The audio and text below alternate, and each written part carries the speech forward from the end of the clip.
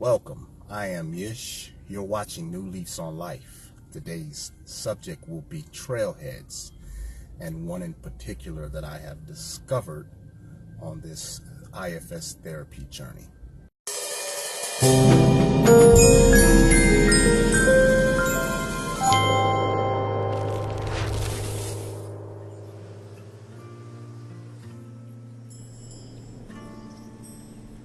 All right, so today is the 11th of January, 2018. My insurance company has officially switched over to a new company, and I'm in the process of finding a new IFS therapist. In the meantime, it is vitally important, at least from my perspective, that I at least do some of the more deeper research on myself to find some of my issues so that I have something to present during the therapy session once it starts. That's not to say that we won't find additional things to work on, because there are quite a few things to work on.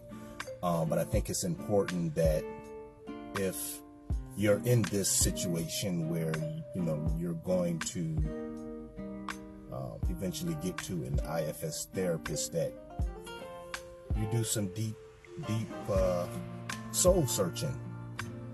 Jot down some of those things, some of those behaviors that you have. For me, this particular trailhead, I was led to it just from interactions with my wife. So my wife would say something, and at times I would blow up. I mean, it wasn't extreme, but it was annoying and frustrating when asked certain questions or when asked to do certain things. And I had to pause after the fact and say, okay, well, what is that? Why is that? Because it's not like she's asking me, to do detrimental stuff. This is basic things to do around the house, or just simple things that one who is not going through such things should not blow up about. And it then becomes frustrating to me that I'm blowing up over certain things like this. And so I stopped, I paused, I took a look, and I'm still working through what exactly it is, but it's a start. It's a trailhead. And for those who don't know what a trailhead is like breadcrumbs, right? It's one of the first breadcrumbs that you find along a line of breadcrumbs that lead to an origin or leads to a destination.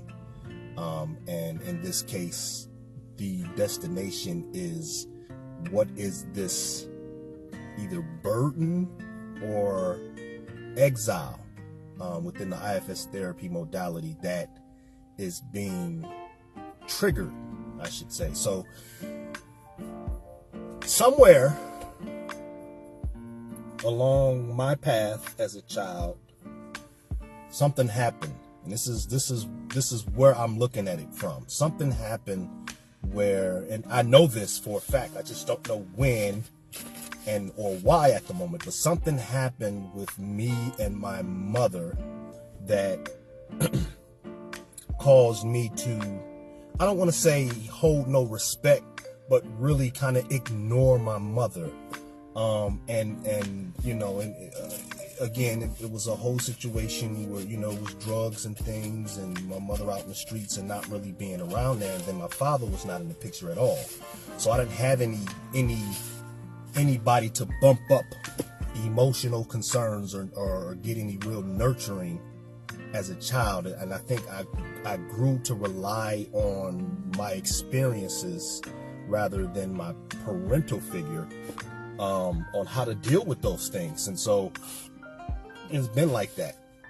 Even today, I can sit and really think about how I'm not really,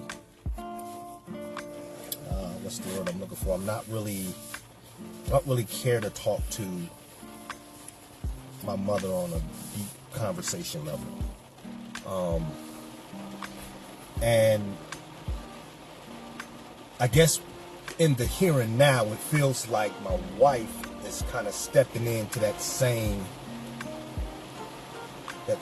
position. And here I am. I'm 41 years old. My wife is about 4 years older than me, almost 5. And I'm set in my ways, right? So I have certain ways that I do things. And here comes along this lady who is a very nurturing individual, but she does carry some traits that are reminiscent of my mother. And the other day it dawned on me that I almost feel like that I'm right back where I was as a kid. You know, my mother saying, do this, do that, get this done, get that done, you should be this, you should be that. And it's different from when I was a kid, because when I was a kid, I was a kid. You know, I didn't want to do stuff because she didn't really provide, you know, the complete picture as a mother. I didn't get the nurturing that I needed, so I learned to depend on other stuff. So I didn't learn to depend on her. So when she told me to do certain things, it was like, I'm not really listening to you. And I'm carrying that even to this day. So I bump my head. We bump heads on this. I haven't even spoke to her about this. I've been wanting to, but then I've also been thinking to myself, maybe I should take this to therapy first before diving into having this conversation with my wife, because we still have not covered really how this IFS therapy works together. And that's part in doing part to my procrastination and my lack of discipline on working the parts. But in that space also, I've just been trying to take the time to figure out, you know, what's going on inside here. Why am I automatically reacting, being reactive to these certain situations? And that trailhead showed up, like, you know, it almost feels like a male female thing, because there was no male in the picture besides my brother. And he's younger than me, a year and 6 months, but just female authority figures. I feel like I have a problem with female authority figures. I don't have a problem with female authority. I just have a problem with me interacting and maybe perhaps taking, you know, orders or being told, you know, what to do from a female. Not because she's a female, but because of what I went through with my mother. That's partially what I'm looking at. How much of that is true to the situation, I'm still working through. Because I'm not one of those guys that say a woman can't do what a man do. I personally believe any person on this planet can do what any other person does, if they put their mind to it. There may be a difference between how a male and a female does it, and that would only be based off of physiological things.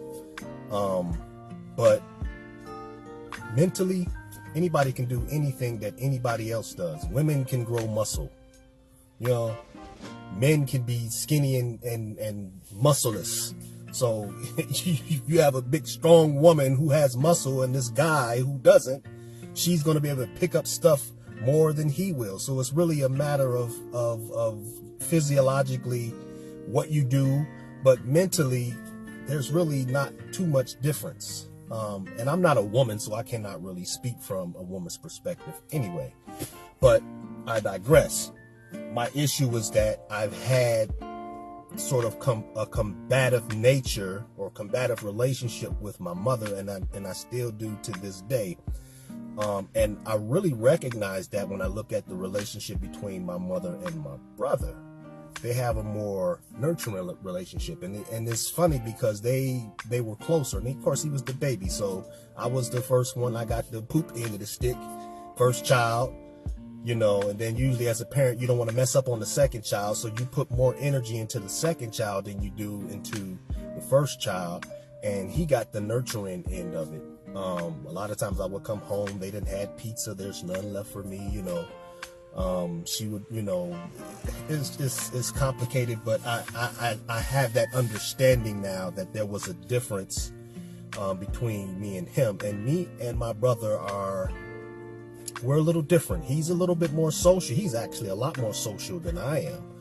I am just the opposite.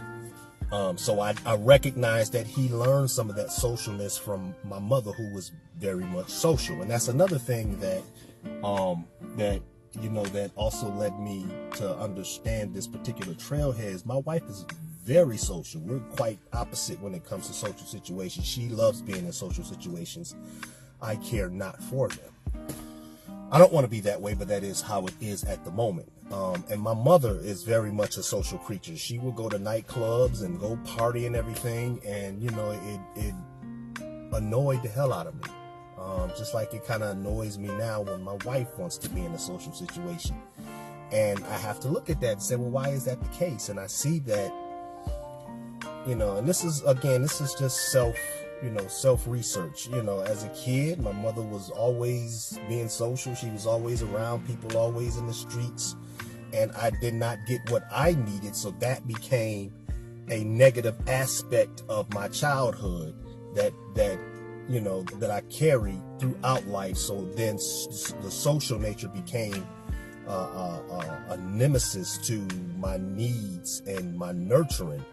And at some point, through some of the things that I went through as a kid, particularly, going to school dirty and, stinking and everything, the whole construct of being around people became something that I avoided. Because it was never a pleasant experience. And I carry that to this day to a certain degree. My last and first IFS therapy session did release some of that, and I've become a little bit more easier around people. But the social aspect of, wanting to go and be social is definitely not, it's not there. But anyway, I'm getting long-winded. So this trailhead that I'm researching on me right now, let me recap. I have, even to this day, because I really just sit and compare my relationship with my mother right now and my relationship with my wife right now. And they are very similar. One of those things that I notice is eye contact. It's like I can't even have a conversation, and I'm very conversationless at this point because of this thing. I have very little conversation with my mother, and she's 700 miles from here.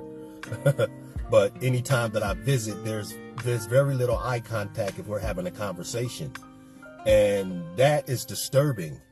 That is very disturbing. I already have a problem with eye contact from other issues. One of my protectors, which I'll get into on a later date, but one of my protectors, it's just such a complex bowl of mess. One of my protectors, when the dastardly deed is done, it leaves me in a state of shame. Even though I don't feel emotionally like that, it is, I guess, the physiological response of the body that I have not lost, just the emotional part. And I already have a difficult time with looking people in the eye. But it's a little different with this female parental figure. My wife is very nurturing to her kids. All her kids are well raised, well mannered, not perfect, but well mannered. And it almost feels like my wife is in that place that my mother was in when I was a kid, and it is bothersome. It is really bothersome because I don't want to chat. I don't want to have conversation because I really don't have a lot of conversation. It's again, this is a big bowl of mess, and I know I'm just spilling all of this out. Through my childhood up until now, I've stayed away from people. The only thing I've leaned on was my bad addiction and my music, creating music. Those are the two things that I've latched on my entire life. The only other thing is computers. But music has been my passion, has been the thing that has helped me cope with bad feelings, has been the thing that has kept me from being idle when I'm at home.